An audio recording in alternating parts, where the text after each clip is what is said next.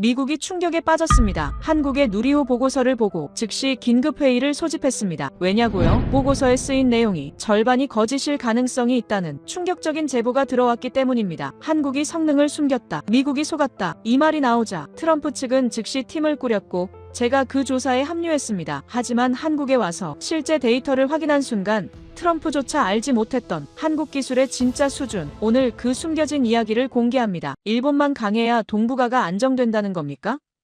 다카이치 총리 취임 이후 일본의 군비 증강 계획을 조율하는 자리였습니다. 그는 30년간 동아시아 정책을 담당하면서 늘 일본을 최우선 파트너로 여겨왔습니다. 도쿄와의 관계가 곧 동아시아 정책의 핵심이라고 믿어 의심치 않았습니다. 사무실에 도착한 그는 커피를 한 모금 마시며 일본 관련 서류를 검토하기 시작했습니다. 다카이치 총리가 추진하는 방위비 증액 계획, 중국 견제를 위한 미사일 배치 논의, 그리고 미일 동맹 강화 방안 등이 빼곡히 적혀 있었습니다. 카터는 만족스러운 표정으로 서류를 넘겼습니다. 그때 비서관이 급하게 문을 열고 들어왔어요. 차관보님, 긴급 브리핑 요청입니다. 카터가 시계를 보며 물었습니다. 무슨 건인가? 일본 회의 준비해야 하네. 한국 관련입니다. 국가안보회의에서 직접 요청했습니다. 한국이라 북한이 또 미사일이라도 쐈나? 아니면 남북 간에 무슨 충돌이라도 있었나? 어느 쪽이든 일본 회의보다 중요할 리 없었습니다. 그의 머릿속에서 한국은 늘 북한 문제와 연결된 골칫거리였지 독자적인 전략적 가치를 가진 나라는 아니었습니다. 북한 건인가? 비서관이 고개를 저었습니다. 아닙니다. 한국의 로켓 발사 건입니다. 카터가 어이없다는 표정을 지었습니다. 로켓 발사? 한국이 위성이라도 쐈나? 그걸로 긴급 브리핑이라고. 비서관이 난처한 표정으로 대답했습니다. 저도 자세한 내용은 모릅니다. 하지만 국가안보회의에서 직접 요청한 거라 거부하기 어렵습니다. 카터는 한숨을 쉬며 자리에서 일어났습니다. 시간 낭비라고 생각했지만 국가안보회의 요청을 무시할 수는 없었습니다. 그는 서류를 책상 위에 내려놓으며 중얼거렸습니다. 한국 위성 발사로 긴급 소집이라니. 세상이 어떻게 돌아가는 건지 모르겠군. 상황실에 들어서자 대형 화면에 영상이 재생되고 있었습니다. 한반도 남해안의 발사장. 거대한 로켓이 하얀 연기를 뿜으며 하늘로 솟아오르고 있었습니다.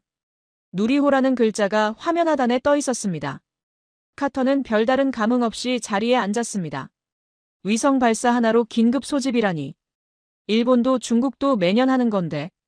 국방정보국 수석 분석관 마이클 브래들리가 카터를 맞이했습니다.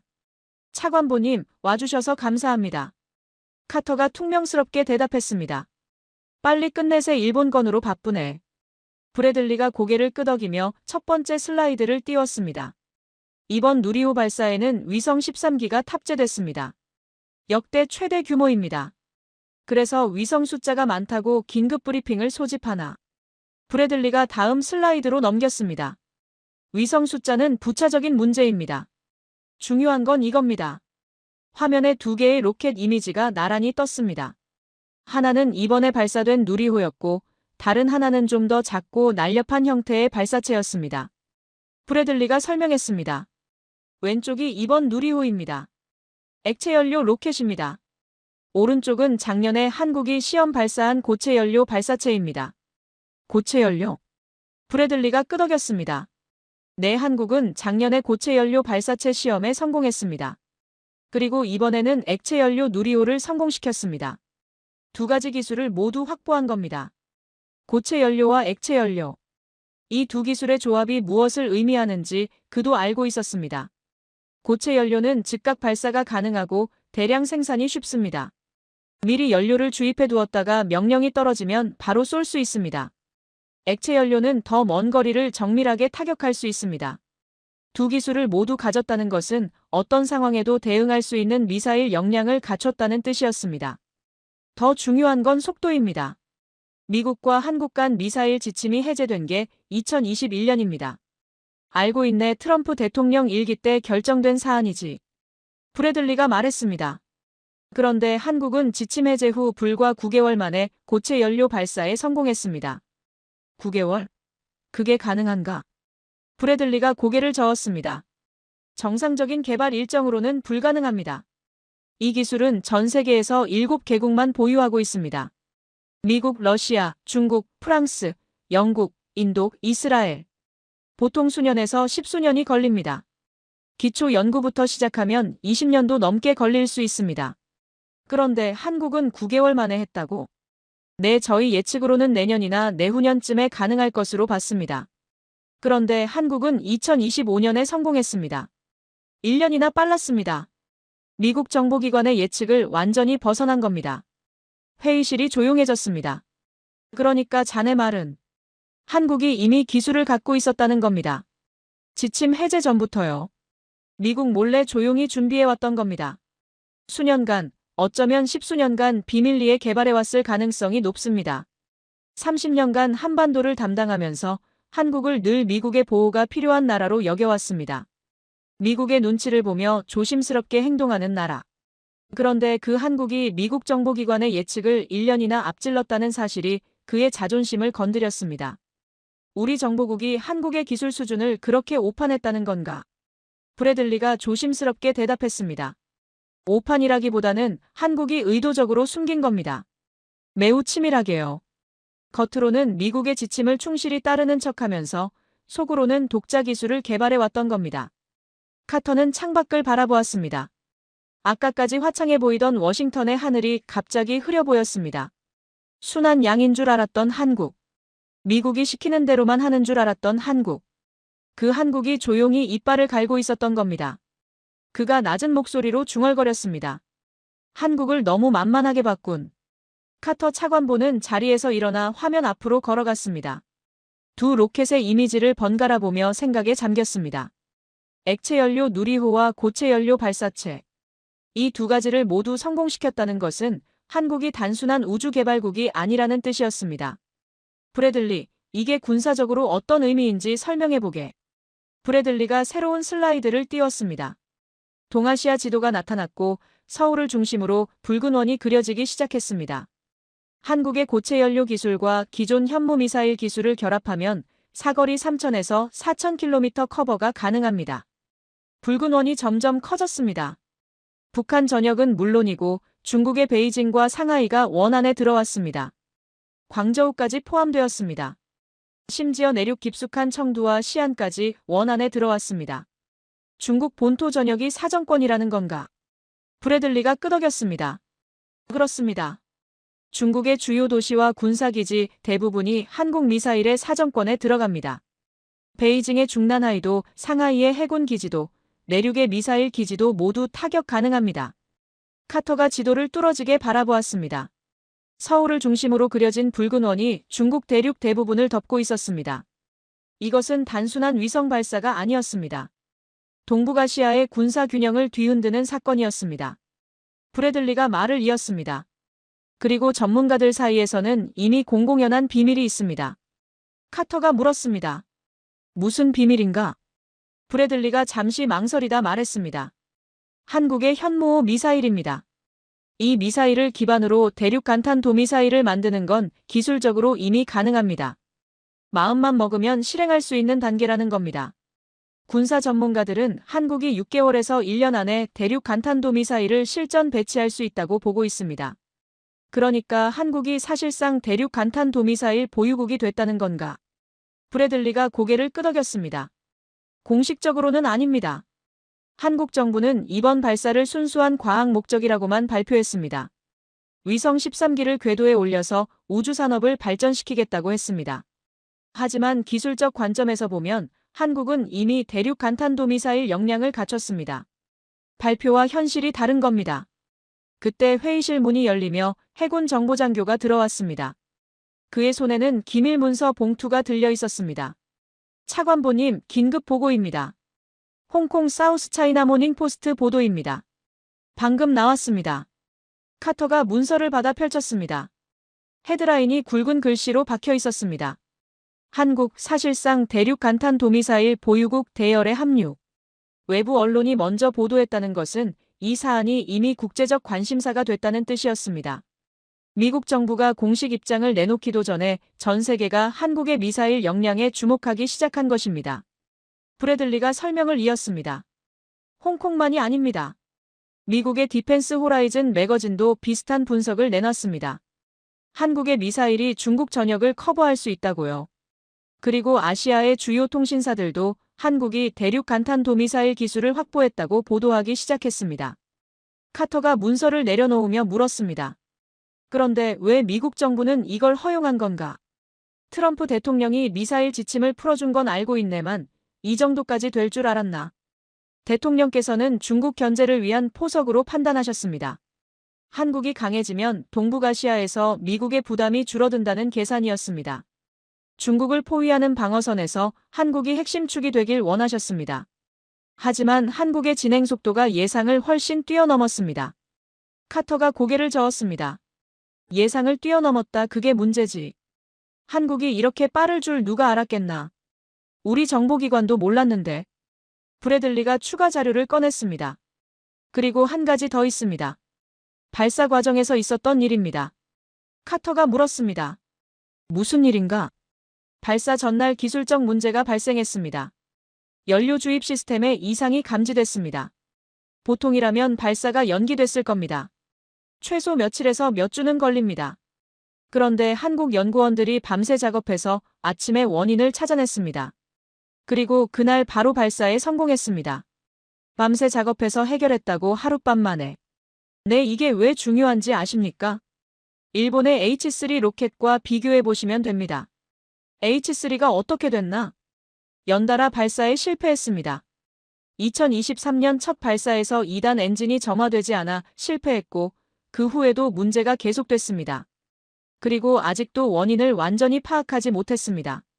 일본 우주항공연구개발기구가 수개월째 매달리고 있지만 명확한 답을 못 내고 있습니다. 회의실이 다시 조용해졌습니다. 카터는 그 대비가 의미하는 바를 정확히 이해했습니다. 한국은 하룻밤 만에 문제를 해결하고 발사에 성공했습니다. 일본은 수개월이 지나도록 원인조차 완전히 파악하지 못하고 있습니다. 이것이 두 나라의 기술력 차이였습니다. 말로만 기술 강국이라고 떠드는 것과 실제로 문제를 해결하는 능력은 완전히 다른 것이었습니다. 카터가 중얼거렸습니다. 내가 30년간 일본을 최우선 파트너로 여겨왔는데. 그때 비서관이 다시 들어왔습니다.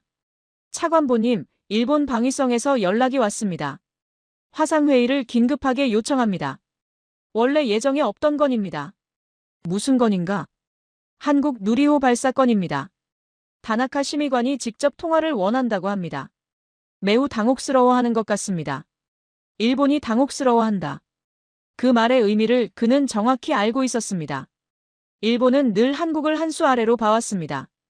경제력도 기술력도 군사력도 자신들이 앞선다고 믿어왔습니다. 아시아의 맹주는 일본이라고 자부해왔습니다. 그런데 한국이 먼저 대륙 간탄 도미사 1급 기술을 확보했습니다. 일본이 수개월째 헤매는 문제를 한국은 하룻밤 만에 해결했습니다. 일본으로서는 하늘이 무너지는 충격이었을 겁니다. 카터가 자리에서 일어나며 말했습니다. 연결하게 일본이 뭐라고 하는지 들어보지. 브래들리가 조심스럽게 물었습니다. 차관보님, 일본에 어떻게 대응하실 겁니까? 카터가 문 앞에서 멈추며 대답했습니다. 아직 모르겠네, 하지만 한 가지는 확실해졌어. 한국을 다시 봐야 할 것 같네. 30년간 내가 잘못 봐왔던 것 같아. 회의실 문이 닫히고 브래들리는 화면에 떠있는 누리호 발사 장면을 바라보았습니다. 하얀 연기를 뿜으며 하늘로 솟아오르는 로켓. 그 로켓 하나가 동북아시아의 판도를 흔들고 있었습니다.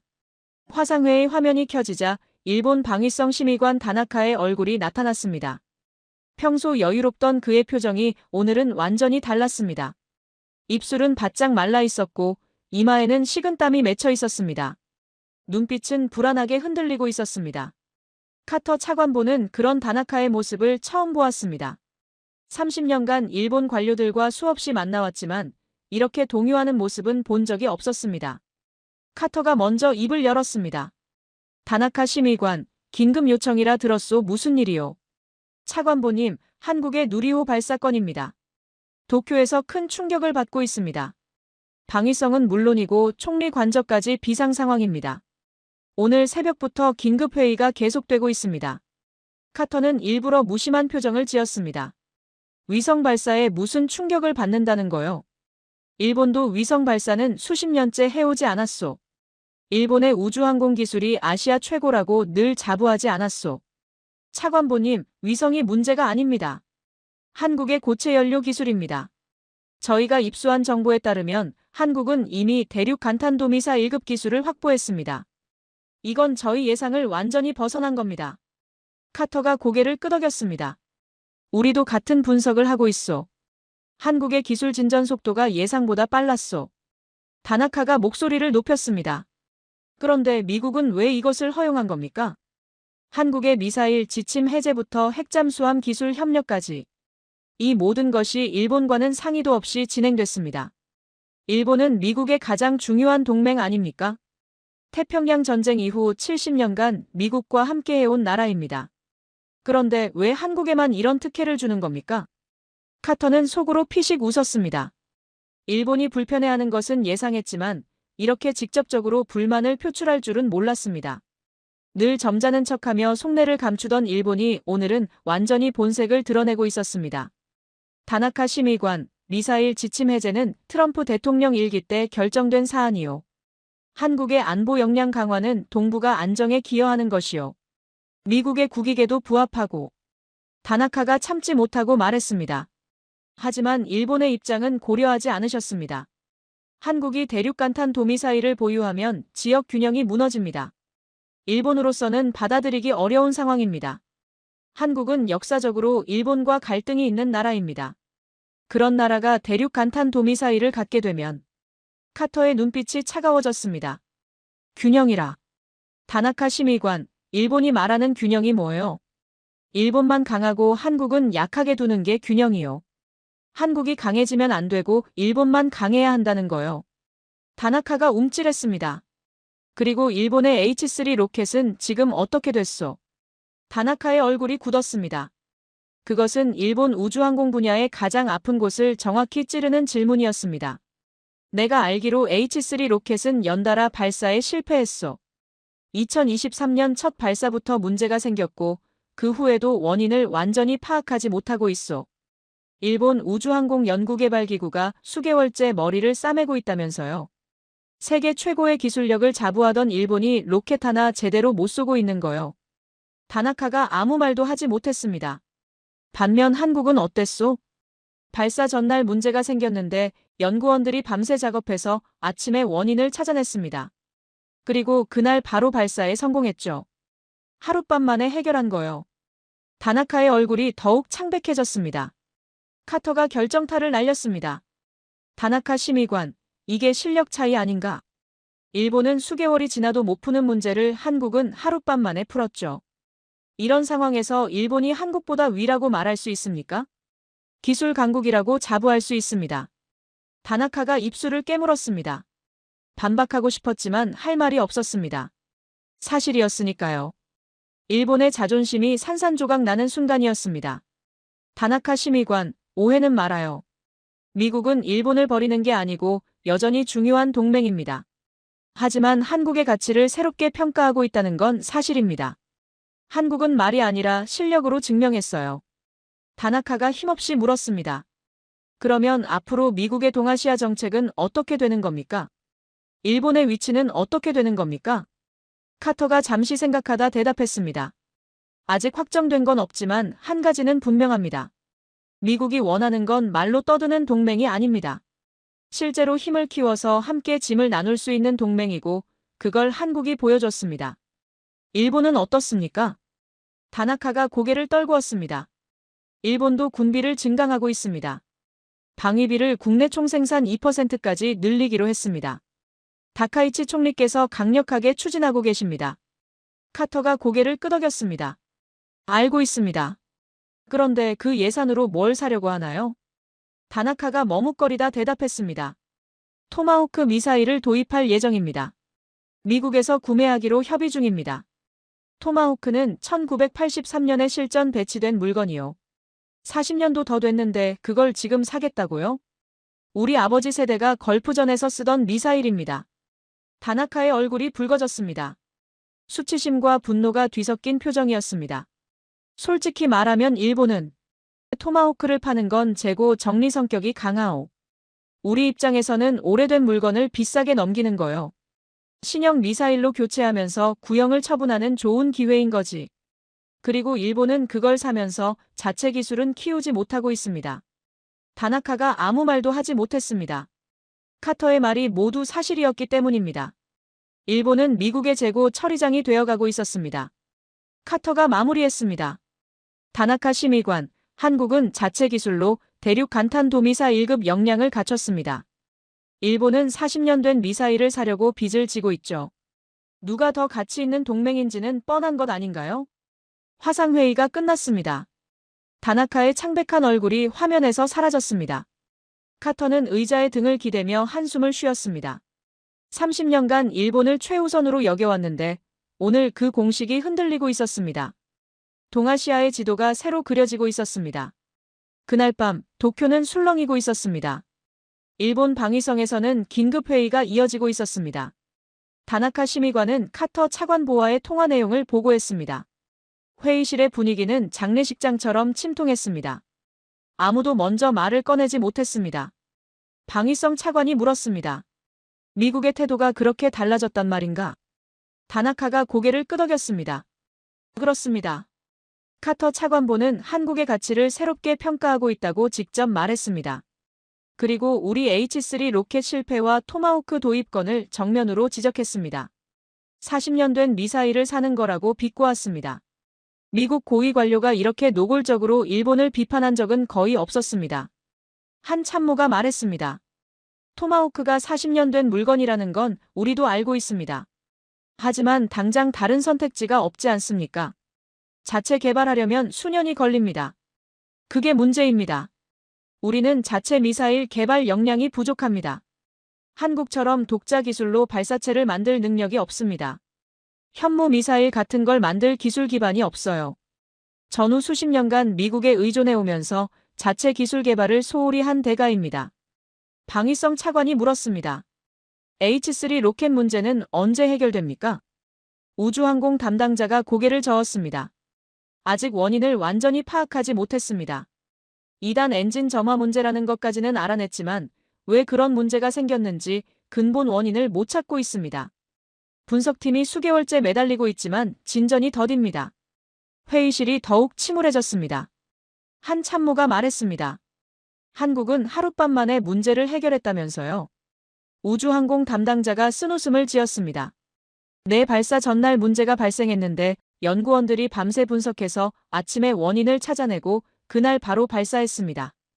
우리는 수개월이 걸려도 못 푸는 문제를 하룻밤 만에 해결한 겁니다. 기술력 차이라고 할 수밖에 없습니다. 회의실에 무거운 침묵이 흘렀습니다. 다나카가 추가 보고를 했습니다. 그리고 재정 문제가 있습니다. 군비 증강을 위한 예산을 어디서 마련할지 결정해야 합니다. 재무성 파견 관료가 말했습니다.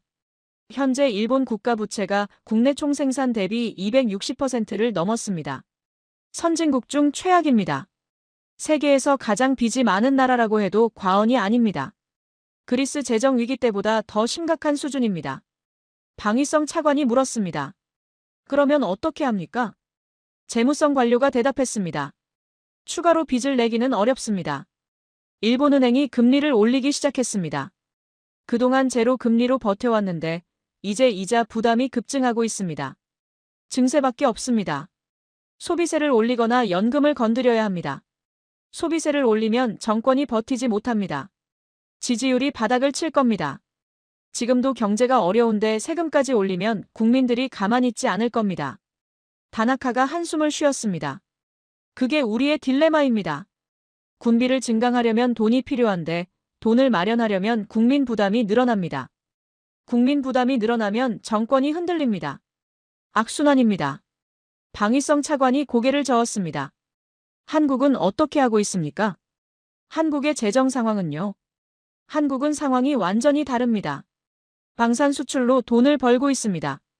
폴란드와의 대규모 계약만 해도 수십조 원 규모입니다. 탱크, 자주포, 전투기까지. 수출로 번 돈으로 연구개발에 투자하고 그 기술로 더 좋은 무기를 만들어서 다시 수출합니다. 선순환 구조입니다. 회의실이 더욱 침울해졌습니다. 우리도 방산 수출을 추진하고 있지 않습니까? 정부에서 적극적으로 밀고 있는 걸로 알고 있는데 이제야 시작하는 단계입니다. 한국보다 10년은 늦었습니다. 게다가 우리는 전후 70년간 무기 수출을 금지해 왔습니다. 헌법 해석과 정치적 제약 때문에 손발이 묶여 있었습니다. 수출 경험이 전무합니다. 지금 시작해도 한국을 따라잡으려면 수십 년이 걸립니다. 그때쯤이면 한국은 더 앞서 있을 겁니다. 회의가 끝난 후 도쿄의 한 방송국에서는 특집 토론이 방영되고 있었습니다. 제목은 한국의 누리호가 일본에 던진 충격이었습니다. 사회자가 입을 열었습니다. 오늘 한국의 누리호 발사가 성공했습니다. 위성 13기가 궤도에 올랐습니다. 이것이 일본에 어떤 의미인지 전문가들과 함께 이야기해 보겠습니다. 군사 전문가가 먼저 말했습니다. 지금 위성이냐 미사일이냐를 따질 때가 아닙니다. 뭔지를 봐야 합니다. 한국은 이미 고체 연료 발사체로 사실상 대륙 간탄도 미사일을 확보한 단계입니다. 우리 일본은 아직 그 기술이 없습니다. 이것이 현실입니다. 더 심각한 건 기술력 격차입니다. 우리 H3 로켓은 연달아 실패했고 원인도 제대로 못 찾고 있습니다. 한국은 문제가 생기면 하룻밤 만에 해결합니다. 연구원들의 역량 차이가 이렇게까지 벌어진 줄 몰랐습니다. 사회자가 물었습니다. 일본은 군비 증강을 선언했는데 이것으로 격차를 줄일 수 있습니까? 군사 전문가가 고개를 저었습니다. 어렵습니다. 우리가 도입하려는 게 토마호크 미사일입니다. 40년 전 물건입니다. 1983년에 실전 배치된 미사일이에요. 한국은 최신 기술로 자체 미사일을 만들고 있는데 우리는 미국의 재고를 사는 겁니다. 격차가 줄어들기는커녕 더 벌어질 수 있습니다. 그리고 그 돈을 마련하려면 증세가 불가피합니다. 소비세를 올리거나 연금을 줄여야 합니다. 국민들이 받아들이겠습니까? 40년 된 미사일 사느라 세금 올린다고 하면 정권이 버티기 어렵습니다. 방송이 끝난 후 인터넷에는 시청자들의 반응이 쏟아졌습니다. 한국을 무시하던 시대가 끝났다. 우리는 40년 전 미사일이나 사고 있다니. 자존심이 없나 미국에 버림받는 것 아닌가. 한국 편만 드는 것 같다. H3 실패가 이렇게 뼈아플 줄 몰랐다. 기술력이 이렇게 떨어졌나? 한국 연구원들은 밤새 문제 해결하는데 우리는 뭘 하고 있었나? 도쿄의 밤은 깊어가고 있었습니다. 그리고 그 침통함 속에서 일본은 한 가지 사실을 깨닫고 있었습니다. 한국을 얕보던 시대는 끝났다는 것을. 다음 날 아침 마이니치 신문의 헤드라인이 일본 열도를 뒤흔들었습니다. 일본은 중국과 말싸움하는 동안 한국은 조용히 미국과 손잡았다. 기사는 이렇게 시작했습니다. 일본이 중국을 상대로 날을 세우는 동안 한국은 조용히 실력을 키웠다. 핵잠수함 기술 협력, 조선업 협력, 그리고 이제는 대륙 간탄도 미사일급 기술까지. 미국은 점점 한국의 손을 들어주고 있다. 일본은 말만 앞세웠지만 한국은 행동으로 증명했다. 우리는 어디서 잘못된 걸까? 일본의 침통한 밤이 아침이 되어도 끝나지 않고 있었습니다. 오히려 아침 신문이 그 충격을 더 깊게 만들고 있었습니다. 다음 날 아침 카터 차관보는 백악관으로 호출되었습니다. 국가안보회의 긴급회의였습니다. 평소라면 며칠 전에 일정이 잡히는 회의인데 이번에는 전날 밤 갑자기 통보가 왔습니다. 그만큼 상황이 급박하게 돌아가고 있다는 뜻이었습니다. 카터는 차 안에서 창밖을 바라보며 생각에 잠겼습니다. 30년간 동아시아 정책을 담당하면서 일본을 최우선으로 여겨왔습니다. 도쿄와의 관계가 곧 미국의 아시아 전략이라고 믿어왔습니다. 그런데 지금 그 믿음이 흔들리고 있었습니다. 백악관 서쪽 건물에 도착하자 경호원이 그를 안내했습니다. 회의실에 들어서니 이미 국무부, 중앙정보국, 합동참모본부 관계자들이 자리를 잡고 있었습니다. 분위기가 심상치 않았습니다. 평소 회의 전에 가볍게 인사를 나누던 사람들이 오늘은 모두 굳은 표정으로 앉아 있었습니다. 국가안보보좌관 스티븐 밀러가 회의를 시작했습니다. 그는 트럼프 대통령의 최측근으로 대통령의 생각을 가장 잘 아는 인물이었습니다. 오늘 안건은 동북아 동맹 전략 재검토입니다. 한국의 누리호 발사 이후 상황이 급변하고 있습니다. 대통령께서 직접 관심을 갖고 계십니다. 카터는 자리에 앉으며 주변을 둘러보았습니다.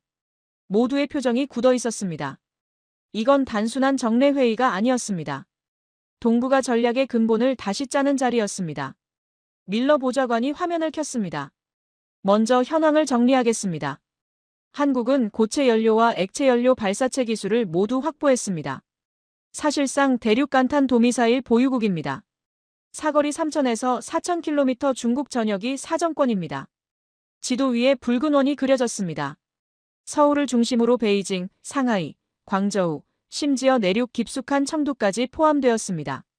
중국의 주요 도시와 군사기지가 모두 원 안에 들어왔습니다. 트럼프 대통령께서는 이 상황을 긍정적으로 보고 계십니다.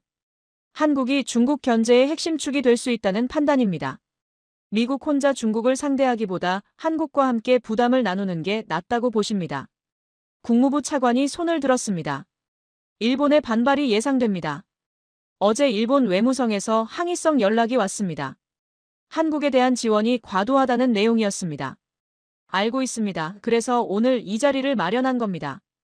일본 문제를 어떻게 할 것인지 논의해야 합니다. 카터가 입을 열었습니다. 저도 어제 다나카 심의관과 통화했습니다. 일본은 상당히 당혹스러워하고 있습니다. 한국의 미사일 역량 강화가 지역 균형을 무너뜨린다고 주장하고 있습니다. 미국이 일본과 상의 없이 한국을 밀어주고 있다는 불만도 있습니다.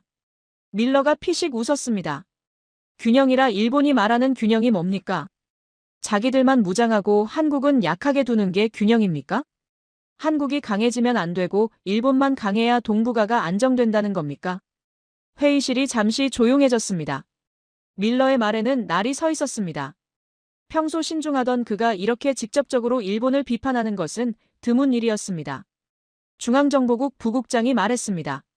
일본의 실제 군사력을 점검해 볼 필요가 있습니다. 말로는 군비 증강을 외치지만 실상은 어떻습니까? 카터가 대답했습니다. 어제 분석 자료를 봤습니다. 일본이 도입하려는 중장거리 미사일은 토마호크입니다. 1983년에 실전 배치된 물건입니다. 40년이 넘었습니다. 합동참모본부 의장이 끼어들었습니다. 토마호크는 좋은 미사일입니다. 걸프전에서 위력을 증명했고 지금도 현역입니다. 하지만 솔직히 말하면 일본에 파는 건 재고 정리 성격이 강합니다. 우리가 신형 미사일로 교체하면서 구형을 일본에 넘기는 겁니다. 비싼 값에요. 밀러가 고개를 끄덕였습니다. 그러니까 일본은 우리한테 비싼 돈 주고 낡은 무기를 사는 거고 한국은 자체 기술로 최신 미사일을 만드는 겁니다. 어느 쪽이 더 가치 있는 동맹입니까? 어느 쪽이 미국에 실질적으로 도움이 됩니까? 국무부 차관이 조심스럽게 말했습니다. 하지만 일본과의 관계도 중요합니다. 태평양 전략에서 일본의 지리적 위치는 대체 불가능합니다. 오키나와 기지, 요코스카 해군 기지 등 미국의 핵심 자산이 일본에 있습니다. 밀러가 손을 저었습니다. 지리적 위치만으로 동맹의 가치가 결정됩니까?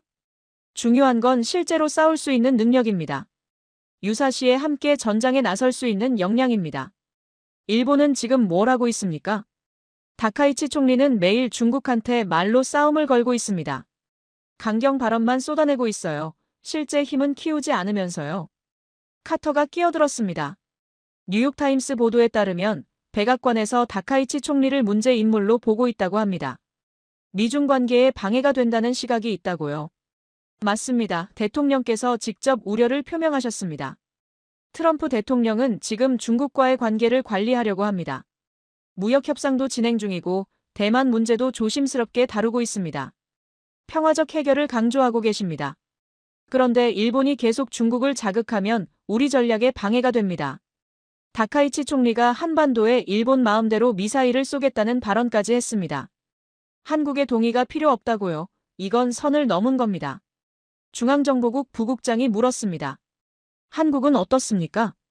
그게 흥미로운 점입니다. 한국은 이번 누리호 발사를 순수한 과학 목적이라고만 발표했습니다. 위성 13기를 궤도에 올려서 우주산업을 발전시키겠다고 했습니다. 대륙 간탄 도미사일이니 뭐니 하는 말은 일절하지 않았습니다. 조용히 실력만 키우고 있는 겁니다. 자랑하지 않습니다. 카터가 끄덕였습니다. 마이니치 신문에서도 그 점을 지적했습니다. 일본은 중국과 말싸움하는 동안 한국은 조용히 미국과 핵잠수함 기술 협력, 조선업 협력을 추진하고 있다고요. 밀러가 탁자를 가볍게 쳤습니다. 바로 그겁니다. 미국이 원하는 동맹은 한국 같은 나라입니다. 말이 아니라 행동으로 보여주는 나라. 조용히 실력을 키워서 실제로 도움이 되는 나라. 자기 자랑에 정신이 팔려있지 않고 묵묵히 준비하는 나라. 국무부 차관이 다시 물었습니다. 그러면 일본은 어떻게 합니까? 완전히 밀어내기는 어렵지 않습니까? 70년 동맹을 하루아침에 바꿀 수는 없습니다. 밀러가 잠시 생각하다 대답했습니다. 밀어내는 게 아닙니다. 우선순위를 조정하는 겁니다. 지금까지는 일본이 1번이고 한국이 2번이었습니다. 모든 동아시아 정책에서 일본을 먼저 고려했습니다. 이제 그 순서를 바꿀 때가 됐습니다. 회의실이 술렁였습니다. 70년간 유지되어 온 동북아 동맹 구조가 바뀌는 순간이었습니다. 전후 질서의 근본이 흔들리는 것이었습니다. 밀러가 마무리했습니다. 대통령께 보고드리겠습니다. 한국과의 군사 협력을 대폭 강화하고 일본에는 좀 더 신중한 태도를 요구하는 방향으로요. 다카이치 총리가 계속 문제를 일으키면 더 강한 메시지를 보낼 수도 있습니다. 회의가 끝난 후 카터는 복도에서 밀러 보좌관을 불러 세웠습니다. 보좌관님, 솔직히 말씀해 주십시오. 일본 패싱까지 가는 겁니까? 밀러가 잠시 카터를 바라보다 대답했습니다. 패싱이라는 표현은 쓰지 않겠습니다. 하지만 일본이 스스로 자초한 면이 있습니다. 말만 앞서고 실력은 뒷받침되지 않으니까요. 한국은 다릅니다. 미국이 미사일 지침을 풀어주자마자 9개월 만에 결과를 냈습니다. 우리 예상보다 1년이나 빨리요. 이런 나라를 왜 뒤에 세워두겠습니까? 카터는 고개를 끄덕였습니다. 30년간 품어왔던 일본 우선 사고방식이 흔들리고 있었습니다. 밀러가 덧붙였습니다. 그리고 한 가지 더. 일본에서 가장 놀라는 게 뭔지 아십니까? 카터가 물었습니다. 뭡니까? 한국의 핵 문제입니다. 지난 수십 년간 일본은 한국의 핵 관련 논의를 반대해왔습니다. 한국이 핵을 가지면 안 된다고 미국에 계속 로비했습니다. 미국도 일본 편을 들어왔고요. 그런데 지금은 상황이 바뀌었습니다. 어떻게요? 밀러가 미소 지었습니다. 트럼프 대통령이 한국의 핵 잠수함을 허가했습니다. 핵 추진 잠수함 기술 협력에 동의하셨습니다. 일본이 아무리 반대해도 소용없었습니다. 미국이 한국 편을 든 겁니다. 일본 입장에서는 하늘이 무너지는 충격이었을 겁니다. 수십 년간 막아왔던 게 한순간에 무너진 거니까요. 동북아시아의 판도가 바뀌고 있었습니다. 그리고 그 중심에 한국이 있었습니다. 백악관 회의가 끝난 다음 날 뉴욕타임스 일면에 충격적인 기사가 실렸습니다. 백악관, 다카이치 총리를 문제 인물로 본다. 미중 관계에 방해된다는 시각. 기사는 익명의 백악관 고위 관계자를 인용해 트럼프 행정부의 시각을 전했습니다. 일본의 다카이치 총리가 지나치게 공격적인 대중국 발언으로 미국의 외교 전략에 차질을 빚고 있다는 내용이었습니다. 기사의 핵심 내용은 이러했습니다. 트럼프 대통령은 동아시아의 평화적 해결을 원하고 있다. 중국과의 무역 협상이 진행 중이고 대만 문제도 조심스럽게 관리하고 있다. 그런데 다카이치 총리가 매일같이 중국을 자극하는 발언을 쏟아내고 있다. 한반도에 일본 마음대로 미사일을 쏘겠다는 발언까지 했다. 백악관에서는 이런 일본의 행보가 부담스럽다는 의견이 나오고 있다. 기사가 나오자 도쿄는 발칵 뒤집혔습니다. 일본 외무성에서는 긴급 기자회견을 열었습니다. 대변인이 나와서 해명을 시도했습니다. 뉴욕타임스 보도는 사실과 다릅니다. 일본과 미국의 동맹은 굳건합니다. 양국 간에 어떤 문제도 없습니다. 하지만 기자들의 질문은 거셌습니다. 백악관 고위 관계자를 인용한 기사입니다. 단순한 오보로 보기 어렵지 않습니까? 다카이치 총리의 대중국 강경 발언이 미국과 마찰을 빚고 있다는 게 사실입니까? 미국이 한국 편을 들고 있다는 분석이 나오고 있습니다. 어떻게 생각하십니까?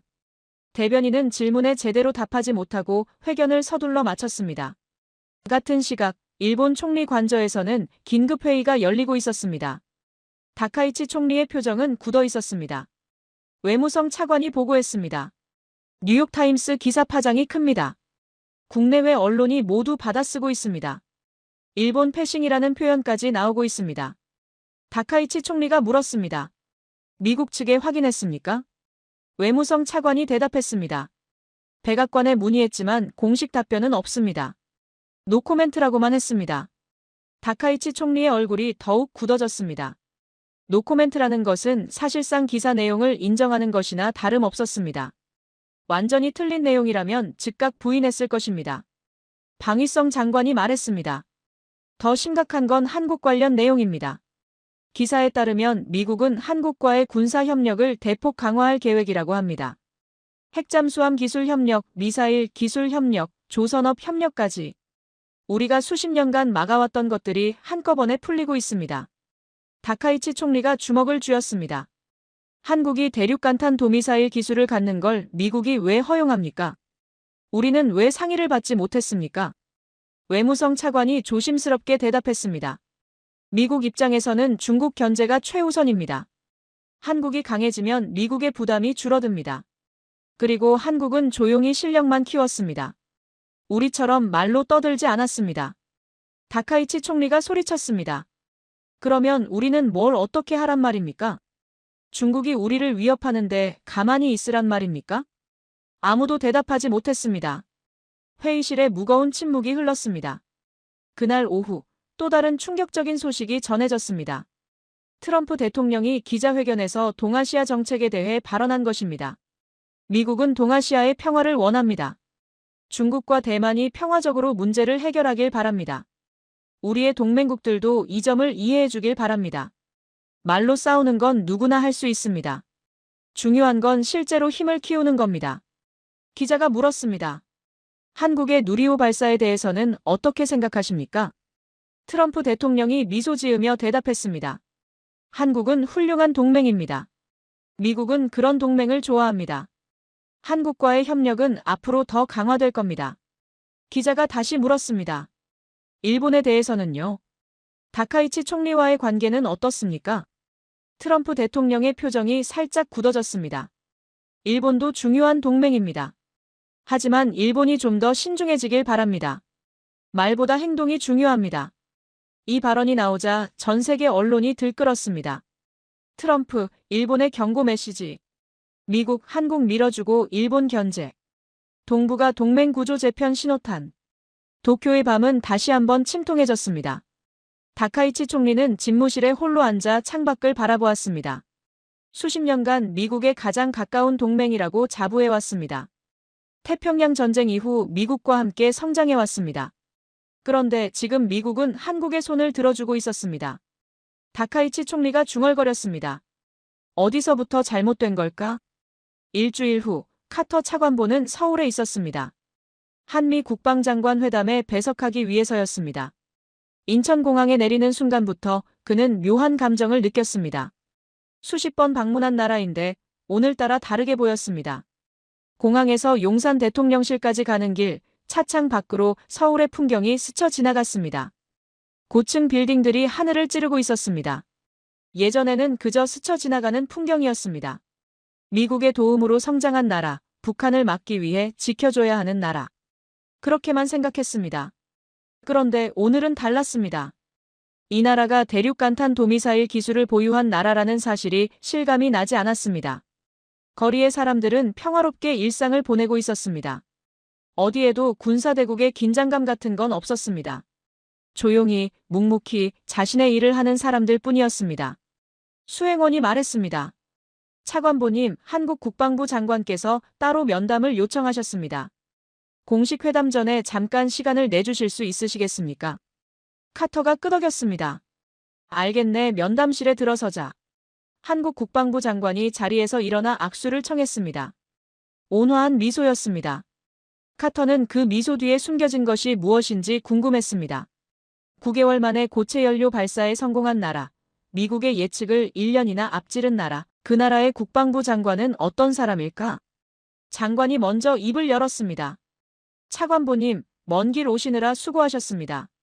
워싱턴에서 서울까지 긴 비행이셨을 텐데요. 카터가 직설적으로 물었습니다. 장관님, 솔직하게 여쭙겠습니다. 한국은 이번 발사를 어떻게 규정하고 있습니까? 과학 목적입니까? 아니면 군사적 의미가 있습니까? 장관이 잠시 미소를 띤 채 대답했습니다. 공식적으로는 과학 목적입니다. 위성 13기를 성공적으로 궤도에 올렸고 우주산업 발전의 토대를 마련했습니다. 그게 저희가 발표한 내용이고 그게 사실입니다. 비공식적으로는요. 장관이 천천히 말했습니다. 차관보님, 대한민국은 지정학적으로 매우 특수한 위치에 있습니다. 북쪽에는 핵무장한 북한이 있습니다. 수시로 미사일을 쏘고 핵실험을 합니다. 서쪽에는 세계 2위의 군사대국 중국이 있습니다. 동쪽에는 군사대국화를 추진하는 일본이 있습니다. 한반도에 마음대로 미사일을 쏘겠다는 나라입니다. 러시아까지 포함하면 4개의 핵보유국에 둘러싸여 있는 셈입니다. 세계에서 가장 위험한 위치 중 하나입니다. 카터가 끄덕였습니다. 그래서 자체 억지력이 필요하다는 말씀이십니까? 장관이 고개를 끄덕였습니다. 미국은 우리의 소중한 동맹입니다. 70년간 함께해왔습니다. 하지만 동맹에만 의존할 수는 없습니다. 스스로 지킬 수 있는 힘을 갖춰야 합니다. 남의 도움만 바라는 나라는 결국 남의 눈치를 볼 수밖에 없습니다. 그게 누리호의 진짜 의미입니다. 그리고 그 솔직함이 오히려 신뢰를 주었습니다. 그가 물었습니다. 일본에서 크게 반발하고 있습니다. 지역 균형이 무너진다고요. 한국의 미사일 역량 강화가 위협이 된다고 합니다. 장관이 담담하게 대답했습니다. 일본의 우려는 이해합니다. 하지만 저희가 일본을 위협할 이유가 없습니다. 우리의 미사일은 북한과 잠재적 위협에 대한 억지력입니다. 일본을 겨냥한 것이 아닙니다. 일본과는 과거에 아픈 역사가 있지만 지금은 함께 협력해야 할 이웃입니다. 카터가 좀 더 파고들었습니다. 하지만 기술적으로는 일본도 사정권에 들어오지 않습니까? 3,000에서 4,000km면 일본 전역이 사정권입니다. 장관이 고개를 끄덕였습니다. 기술적으로는 그렇습니다. 하지만 차관보님, 미국의 핵미사일은 전 세계 어디든 도달할 수 있습니다. 그렇다고 미국이 모든 나라를 위협하는 겁니까? 능력이 있다는 것과 그것을 사용할 의도가 있다는 것은 다릅니다. 총을 가지고 있다고 해서 모든 사람을 쏘는 건 아닙니다. 카터는 그 논리를 반박할 수 없었습니다. 장관의 말이 맞았습니다.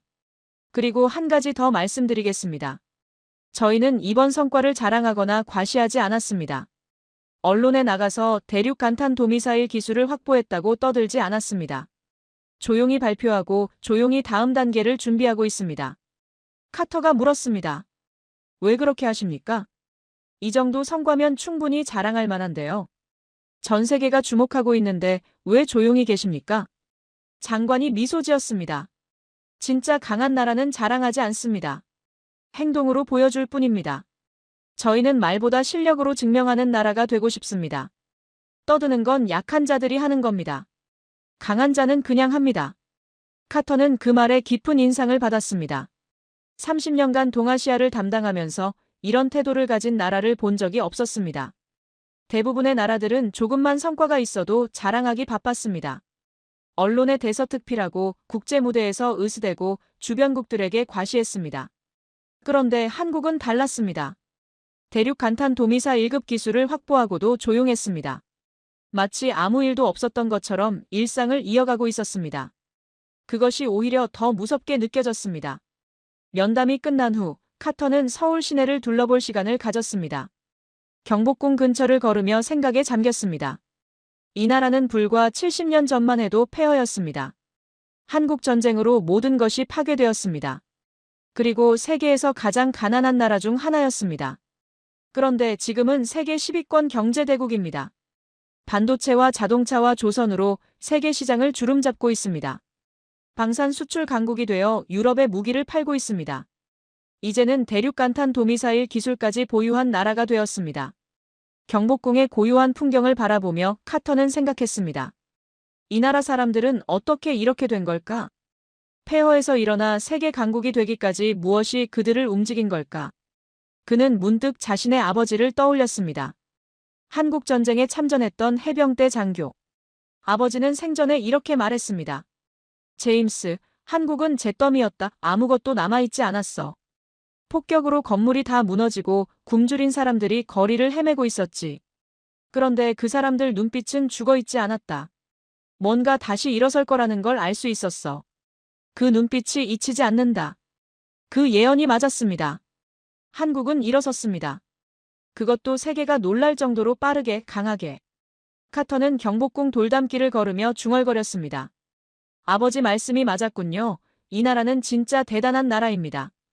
귀국 비행기 안에서 카터는 노트북을 펼쳤습니다. 보고서를 작성해야 했습니다. 밀러 보좌관에게 제출할 동부가 동맹 전략 재검토 의견서였습니다. 비행기는 태평양 상공을 날고 있었습니다. 창밖으로 끝없는 구름 바다가 펼쳐져 있었습니다.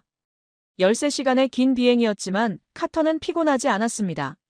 머릿속이 생각으로 가득 차 있었습니다. 그는 키보드 위에 손을 올리고 천천히 쓰기 시작했습니다.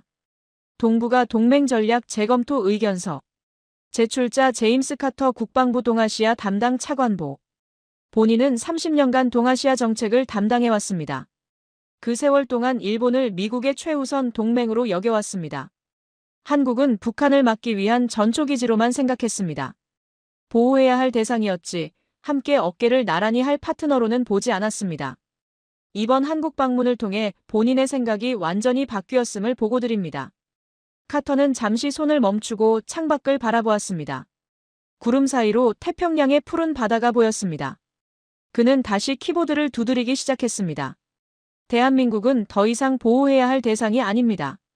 함께 어깨를 나란히 할 파트너입니다. 한국은 말이 아닌 행동으로, 과시가 아닌 실력으로 자신의 가치를 증명했습니다. 한국은 미국이 미사일 지침을 해제하자마자 9개월 만에 고체 연료 발사에 성공했습니다. 미국 정보기관의 예측보다 1년이나 빨랐습니다. 이는 한국이 이미 기술을 보유하고 있었다는 뜻입니다. 수년간, 어쩌면 10수년간 조용히 준비해왔던 것입니다. 미국 몰래, 그러나 미국의 지침을 어기지 않으면서 한국은 발사 전날 기술적 문제가 발생하자 연구원들이 밤새 작업해서 아침에 원인을 찾아내고 그날 바로 발사에 성공했습니다. 일본의 H3 로켓이 수개월째 원인도 파악하지 못하고 있는 것과 대조적입니다. 이것이 실력의 차이입니다. 한국은 이 엄청난 성과를 자랑하거나 과시하지 않았습니다. 대륙 간탄 도미사일 기술을 확보했다고 떠들지 않았습니다. 순수한 과학 목적이라고만 발표하고 조용히 다음 단계를 준비하고 있습니다.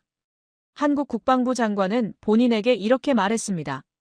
진짜 강한 나라는 자랑하지 않습니다.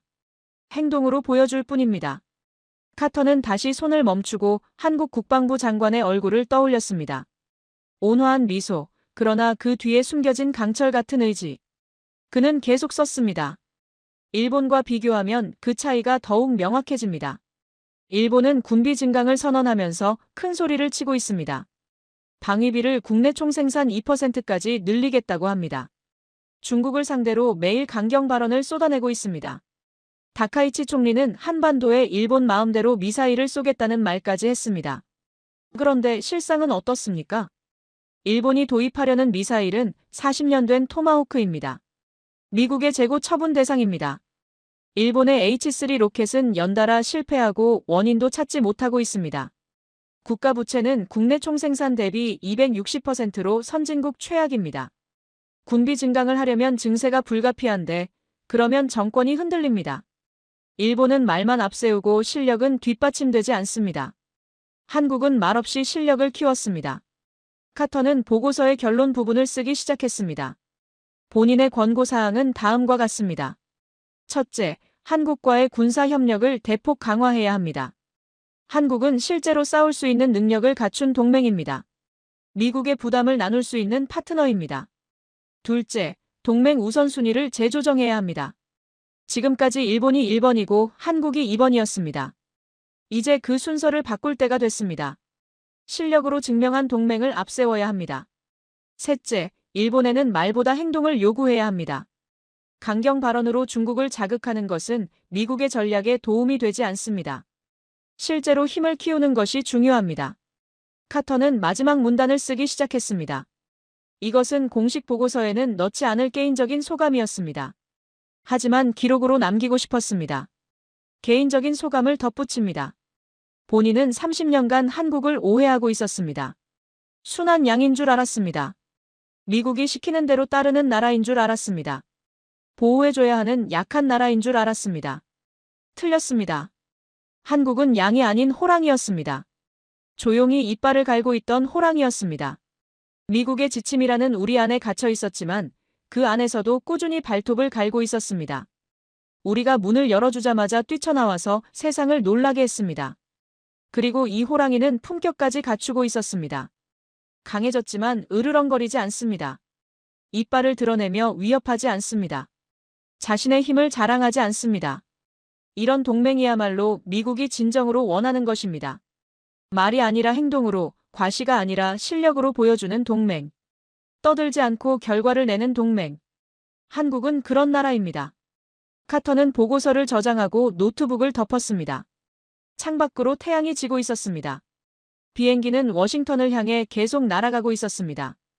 그는 문득 일본 방위성 심의관 다나카의 창백했던 얼굴을 떠올렸습니다. 도쿄 방송국의 침통한 토론도 떠올랐습니다. 마이니치 신문의 충격적인 헤드라인도. 일본은 한국을 너무 오래 무시했습니다. 그 대가를 지금 치르고 있는 것입니다. 하지만 한국은 복수하지도 일본을 비웃지도 않았습니다. 품격 있게 자신의 길을 갔을 뿐입니다. 묵묵히 실력을 키우고 조용히 결과를 냈습니다.